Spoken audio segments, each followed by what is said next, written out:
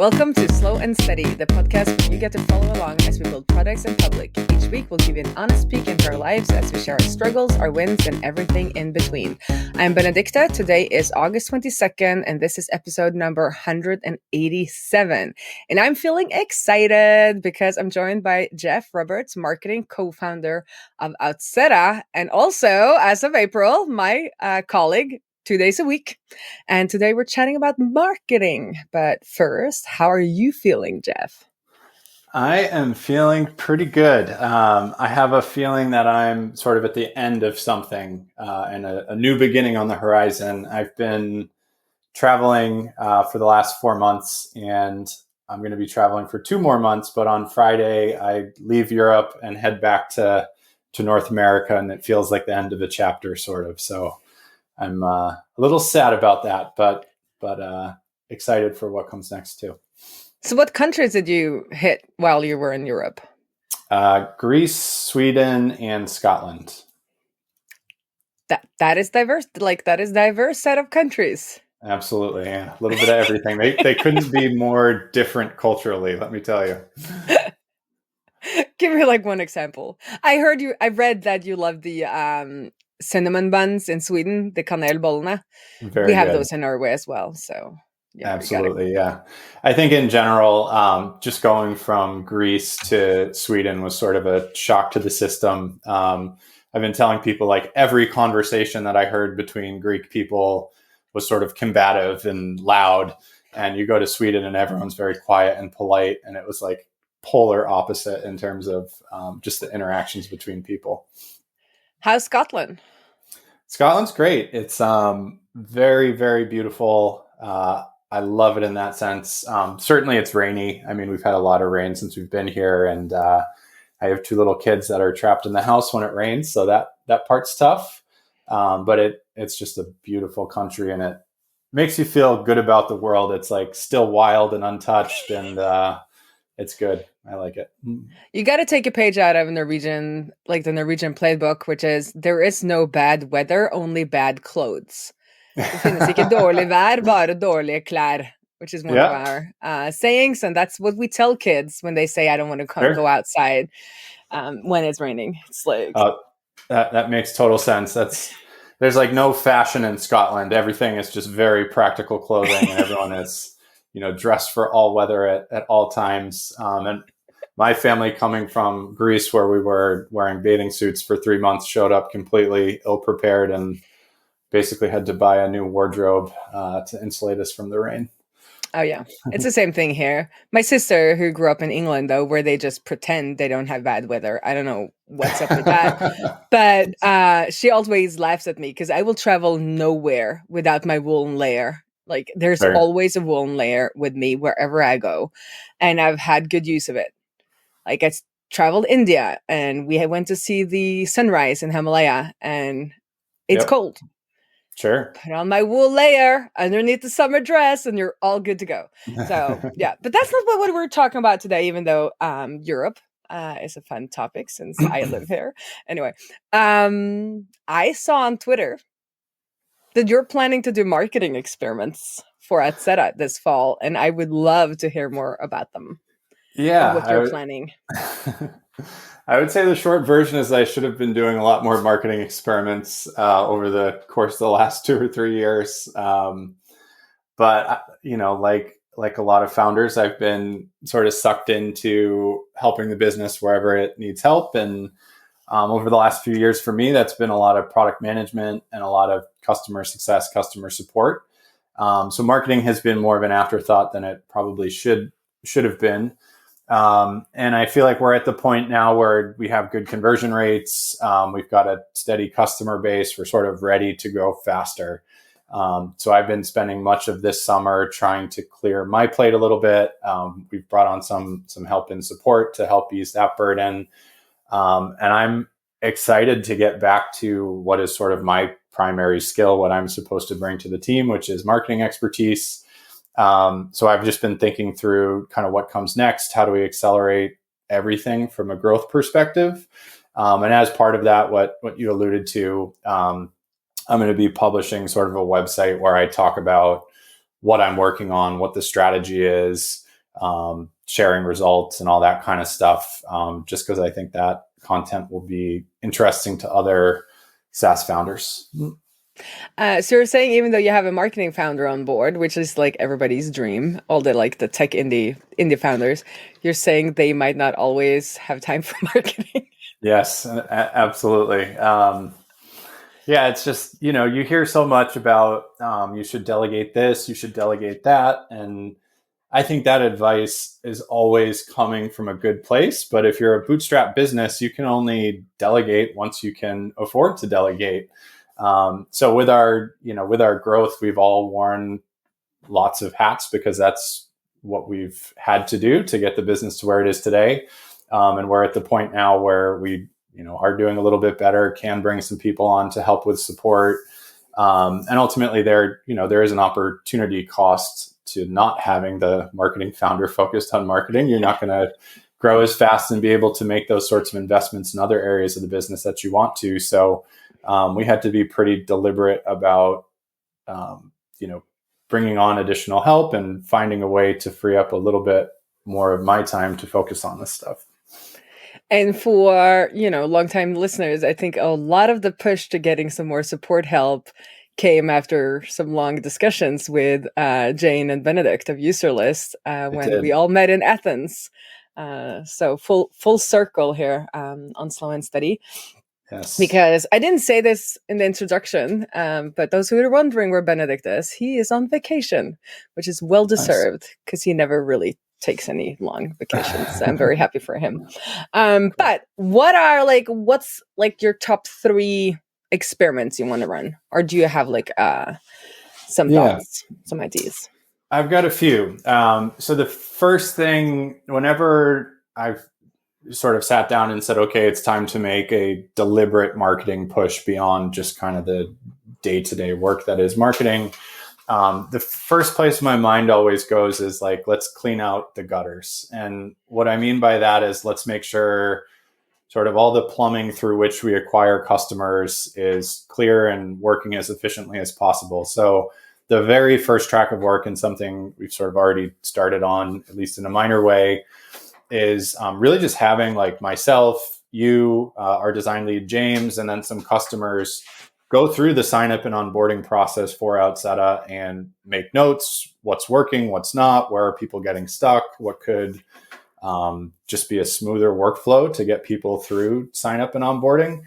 And I think the reason to start there is just it's one of those things that it's one of the only things that affects every marketing channel. If you can make even incremental improvements in that whole user experience around sign up and onboarding, it's going to make every channel perform better. So that's kind of the first task.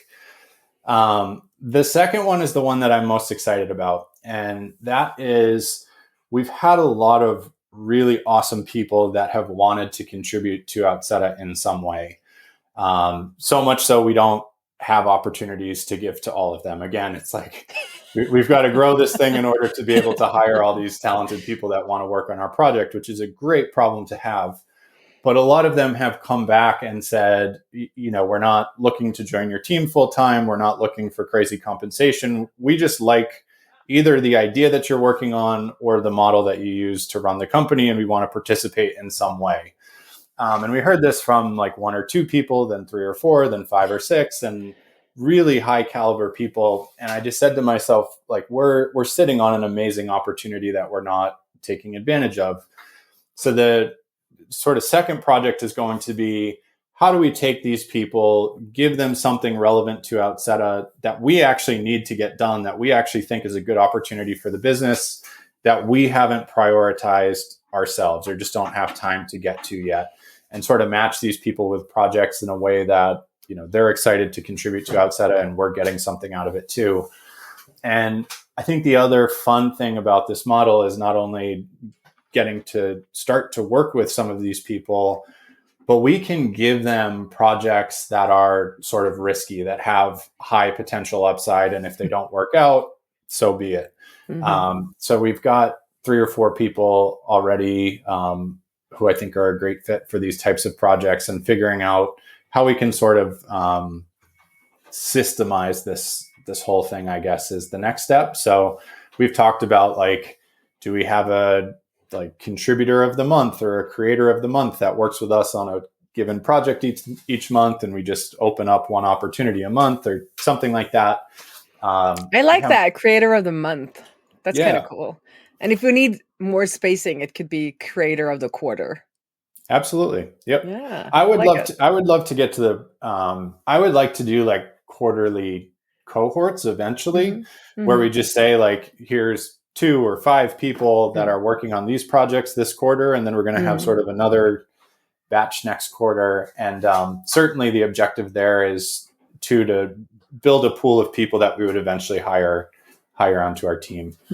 But from a marketing perspective, I guess it's just a matter of here are new people that want to contribute and sort of help get Outseta out there. And I think having more talented voices interested in that is always a good thing. And then whatever like outcome from that, like now I'm thinking like, because I like to live stream, which listeners know I haven't done it in a while, but then it could be like live streaming with them, helping them get set up. So if they're gonna create, for instance, like a project showcasing Laravel plus Outseta, we could do a live stream where you and I kind of come on and answer questions and help them get up to speed faster. In addition to what we are working on, which is these template businesses that we're going to have with their own design and their own brand and marketing that we're going to be able to set up in different languages and different tools and different technologies, I guess, is the point. Yep. So that's number 3. That's a perfect segue. That's number 3. Okay. Number 3, I would say, is the way that I've started thinking about this, and we talked about it a little bit last night, but is we need to build sort of a content factory at Outseta. And the transition that I would describe is we've done a lot of content marketing in the past. Most of it has just been me as the founder writing about our entrepreneurial experience. And then when it's come to creating like tutorial focused content, most of it has been really bad. It's been me just doing like screen recordings with really low level polish. And I think that was appropriate for our stage. Like in an early stage startup, you're moving so fast, the product is changing all the time, investing a lot of time in all these tutorial videos, they're just going to be irrelevant 2 days later. But we're a little bit more established now, sort of more stable of a business. And I think, first of all, there's more frameworks, more technologies, et cetera, we need to create guides for, but also the production polish needs to be higher. And we have more people, yourself included, participating. So how do we create a factory where we can crank out all this content in a way that's uniform and consistent and relatively well polished and that kind of thing? That's kind of the third big project, I think. So what business did we land on again? I only remember Molly's Marathoners, which will be a membership and course community business. We're gonna do a course, a SaaS product, and a membership site. Molly's Marathoners is the membership site. The SaaS product was I don't think we actually named it. We didn't name it, but it was like, oh, that was my like to-do list for families. Because one of the cool things about Outseta is that you can have an account that is connected to multiple team members, i.e. family members. So we could showcase that with a family chore app. We need to give it a good name. I think we had family factors was the family factor placeholder name. But they're all going to be alliterations. Is that what it's called in English? Yeah, maybe. Yeah, maybe. And then the course was peak productivity. So that was just going to give us an opportunity to sort of troll all the productivity gurus out there. Oh, I have to send you. We should almost reach out to him. It's like one of my all-time favorite. Like, I don't know if it was like TikTok or I don't think it was TikTok because it's so old. I think maybe it's just like a Twitter video. Anyway, this guy like does a productivity morning like routine video of him like as a dad. And it is the funniest thing ever. We're gonna put that in the show notes. But he basically is like, I begin my day with Shavasana, laying in bed, pretending to sleep longer than my wife. That is Yeah. my rest. And then it's like, and then it just keeps going about like all the things he gets to practice when trying to like put clothes on the toddler. And but it's just like, it's so like purely like in the moment. I thought he was inspired, probably read something about, you know, like these productivity gurus and just had to, Sure. yeah, because they're usually, you know, single men, and like their Yep. mornings are gonna be different than Yep. other people's morning. Like, you know, if you don't want to get up at 4, which some people claim they do. Anyway, yeah, so those are the 3 businesses. And it's kind of taken a little bit inspiration from Tailwind, which have these templates that have like fake businesses, which showcases, I guess they have Next, all of theirs are Next, the React framework, and Tailwind that you can copy. But then what we want to do is have 3 businesses, fake businesses, and then we can do Framer, the Framer version, Framer plus Outseta version, the WeWeb and Outseta version, the Webflow, the Laravel, the React, whatever people can contribute with, but all the design assets will be there and kind of all of the features will be there so that we can fuel this content factory.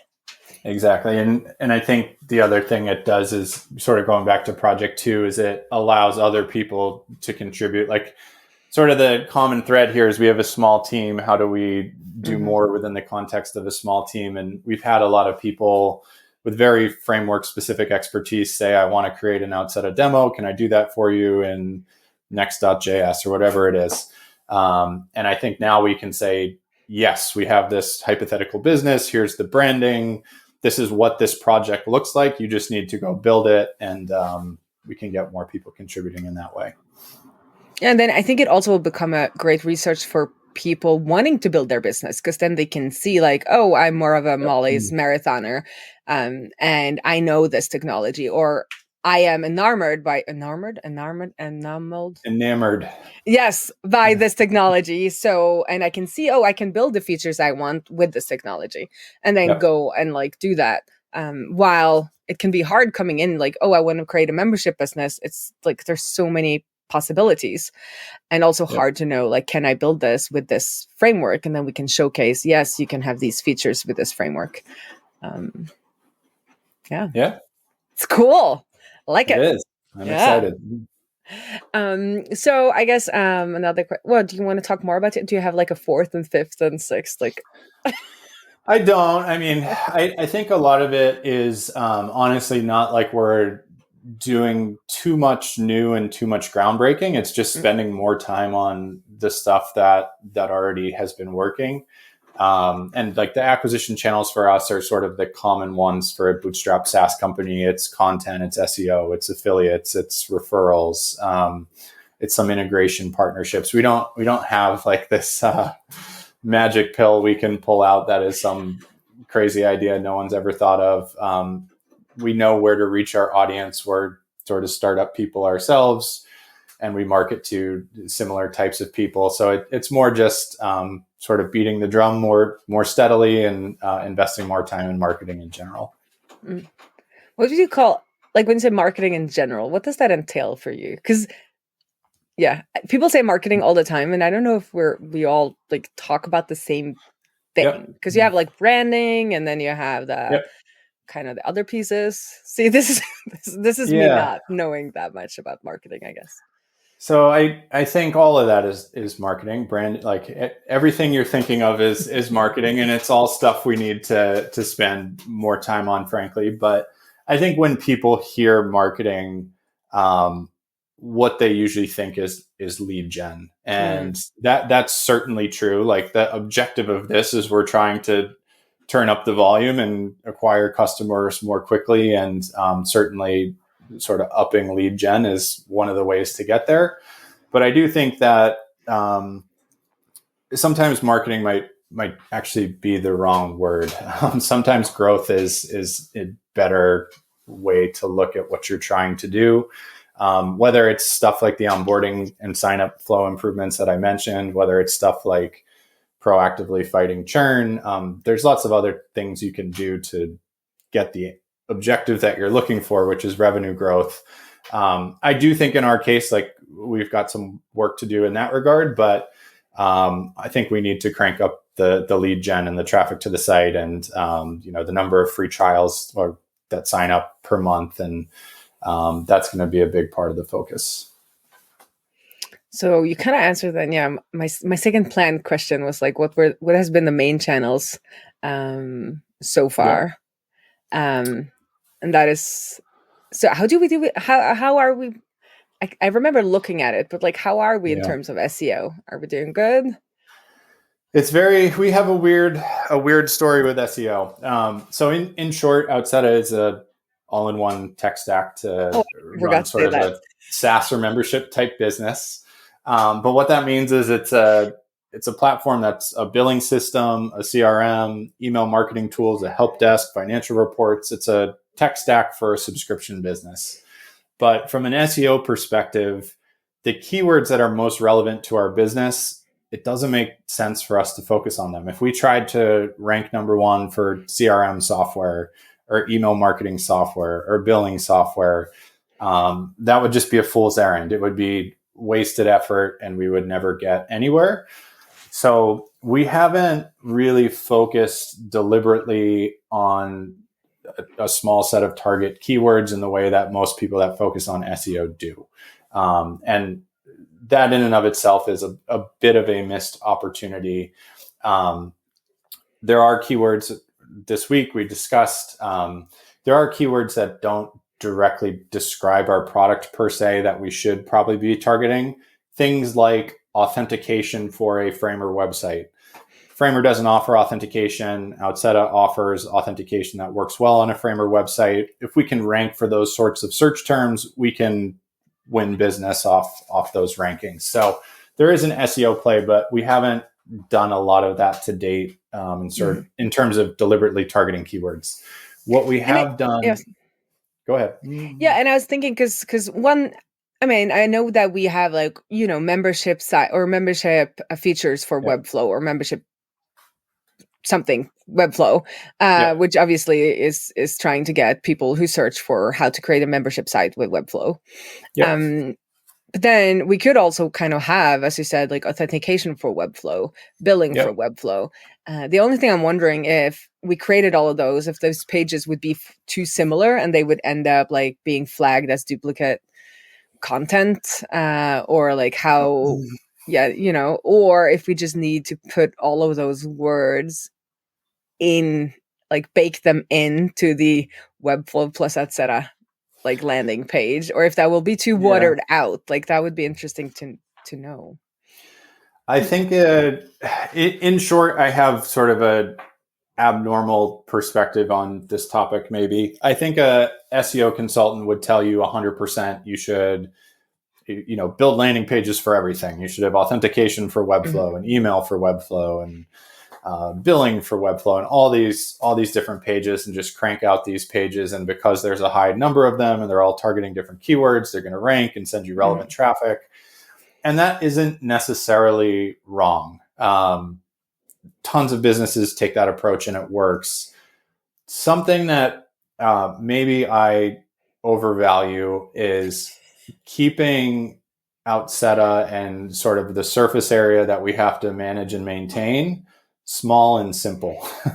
And I've always sort of steered away from like anything related to programmatic SEO or just building massive numbers of landing pages, because while these things might work, they exponentially increase the amount of real estate that you need to sort of oversee.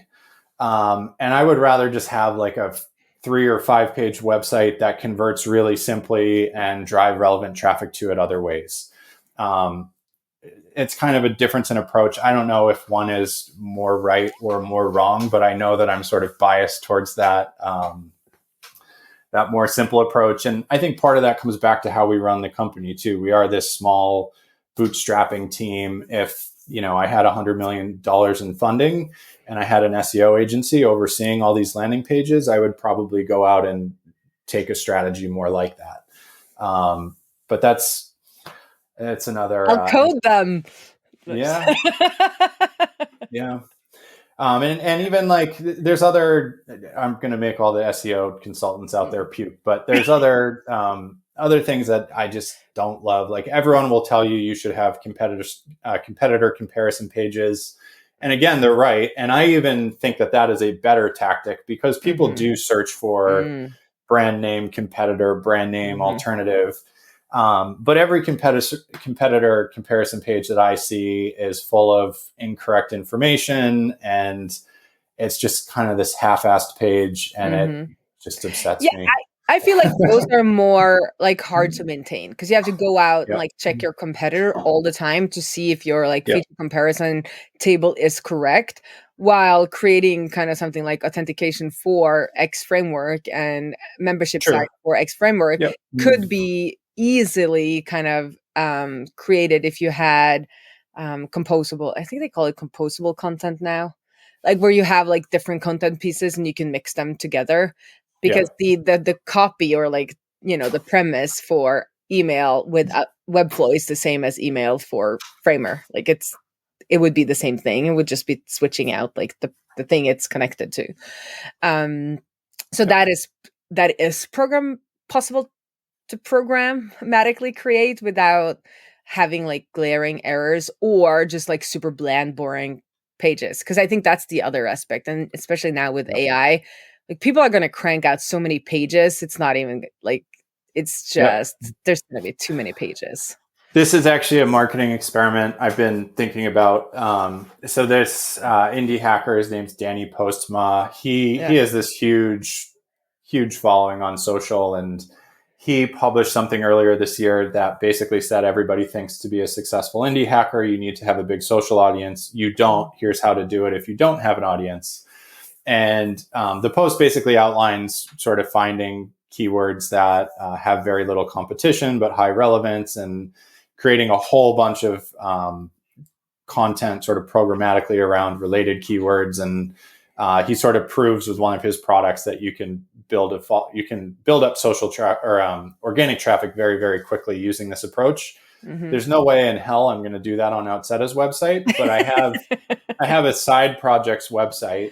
Yeah. And I want to take his exact methodology and do it on the side project, and then sort of have that be one of the experiments that I can report back on and say, this is something that I don't want to do, but I'm going to try it over here and see if it actually works. And if it works, what can we learn from this? What can we borrow and apply to our business? Yeah, because you could do the same approach, but be more thoughtful about the content that you create for those pages, like finding these keywords and that's something we've never talked about, but I've been thinking about this week because we want to sell that in our other business. You know, Ola and I have the like focusing on becoming or offering DevRel services, and what we've done so far has been getting sponsorships to build pruner follows, and we really enjoyed that. We're trying to expand on that, and in addition, so that we would call that like real world apps, or like you can sponsor a real world app. But then the other thing that is like closely related is what somebody coined content products, I guess. And one of the most well-known in developer circles are JWT.io, which is owned by Auth0, which explains how JSON Web Tokens work, and we even link to them from our documentation because it's a great resource, right? So I've been thinking about, and we haven't talked about this before at all, but like, is there any like content products we could build potentially? Maybe not this fall, because I would love to do more of these. Any content products we could build for Outseta, and the only thing that I came up with so far is like a membership pricing calculator or something, like, you know, how should you price your memberships, and like have copy around that, and then you can like tweak things, and you could get like different, and this is what I can't say in English, tiers. I always want to see tires, and that's not correct, tiers. But that was like my best idea when I was just like thinking about it. But I am sure there are things our audience would like to see as like JWT, which is like a dev focused one, but for our audience, is there like a content product we could make that could be a spearhead for us? Sure, absolutely. I don't know if you have any ideas on the top of your head. The one that I've always thought about is so we have like people know Stripe payment links. Outseta offers payment links to. It wouldn't so much be a content product; it would be more a free tool. But if we could just have a website where you can come connect to Stripe, create a payment link, and it's got Outseta branding on it and whatnot, that could be sort of a free entry level tool that I think a lot of people would use. To create instead of creating them in Stripe, or yeah, because we wouldn't charge for it, and Stripe charges you for it. I see. Interesting. Yeah. Interesting. Yeah. Because then we do that direct integration with Stripe. I like it. So, yeah, it's one of those. It's one of those things. I think it's what can we do with a relatively small engineering lift. Yeah, because that's another so content products is one name that I heard like very recently. Another one is engineering as marketing, where you take like sawdust from engineering and create something out of that, and then you have side projects as marketing. So I'm trying to like figure out what term to use and like how to explain this as a service, because some of the, especially if it's like engineering sawdust, like it has to come from it, or not has to, but it's because somebody did something in engineering. But if you want to outsource it, I'm thinking content products or like side project marketing could be interesting, because we interviewed Marie from Llama Life, and her fidget spinner was like her top acquisitions channel for like a long time. And it's just like fidgetspinner.com, I think, and you can spin a fidget spinner in the web browser. And that's been like a huge way for her. Like for a while, that was like one of her larger acquisition channels because it went viral. But that's the hard thing about these kind of projects. Like it's really hard to promise that things will go viral or will like get a massive traffic. It's riskier that way. Like it's hard to promise. But yeah. You never know unless you try. That's the name of the game. Yeah, but then I guess it's easier to use internal. So this is what I'm thinking about then. If we're going to try to sell it as a service, like how to position it and how to price it. And if people are willing to do these kinds of bets outside of their business, when they actually have to pay, like they have to make a purchasing decision. It's not just engineering playing a little bit on their off time.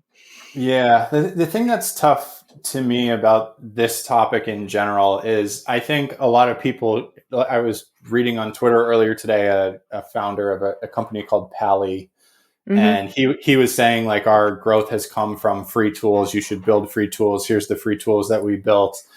And you look at his product, and the free tools that he created are a perfect sort of natural step towards using his paid product.